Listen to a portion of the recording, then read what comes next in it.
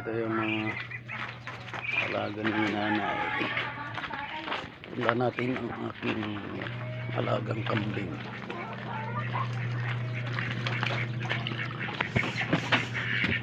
Uy, masigla sila. Good morning. Ang kambing na nanay. Ito yung dalawang anak. Masigla na yung dalawa.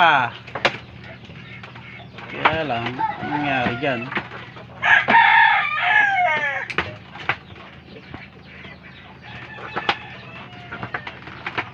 O, dumedi na kayo.